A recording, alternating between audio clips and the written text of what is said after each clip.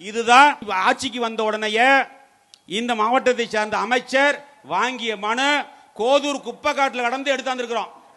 பெருனர் மாண்புமிகு முப்பெருந்துறை அமைச்சர் அவர்கள் மின்சாரம், மதுவிலக்கு மற்றும் ஆயத்தீர்வை துறை, சட்டமன்ற அலுவலகம், கரூர் தையல் இயந்திரம் வாங்க வேண்டி 27/6/2021 அன்று 310/1-2 குறுக்கு தெரு, தங்க நகர், காதப்பாறை தையல் மிஷின் கேட்டு கீதா என்ற சகோதரி போட்டோ ஒட்டி கொடுத்திருக்காங்க. கிருஷ்ணவேணி வெங்கடேசன் ஆண்டாங்கோயில் ஈஸ்ட், அதுவும் தையல் மிஷின் வேண்டி.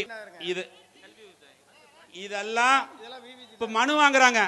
அடுத்தது எடைக்கு போட்டுருவாங்களான்னு தெரியல. குப்பை காட்டில் இருந்து எடுத்தாந்தவங்க. இதுதாங்க நிலை. இந்த முதியோர் உதவித்தொகை வேண்டி சுலோசனா பெயர் பழனி, சுலோசனா கணவர் பெயர் பழனியப்பன், அண்ணா சாலை 5வது கிராஸ், கொங்கு நகர், வெங்கமேடு. இதுதான் திராவிட மாடல் அரசு. ஏன்னா ஸ்டாலின் என்ன கிராம சபை கூட்டம் நடத்தினார். அதுல ஒரு பொட்டி வச்சார். பொட்டி வச்சு மனு வாங்கினார்.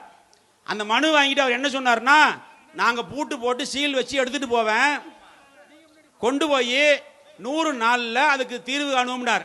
இன்னும் பொட்டி நீக்கவே இல்லை. அதுக்கப்புறம் இங்க மந்திரி வாங்கினார். வாங்கி குப்பைக்காட்டில் போட்டு அனுக்கணும். அதனால இதுதான் இன்றைய திமுக அரசினுடைய நிலை. நீங்க சிந்தித்து பார்க்க வேண்டும். எந்த அரசு மக்களுக்கான அரசு, எந்த அரசு ஏழை எளிய மக்களுக்கான அரசு, எந்த முதலமைச்சர் நல்ல திட்டங்களை கொடுத்த முதலமைச்சர் என்பதை நீங்கள் எண்ணி பார்க்க வேண்டும்.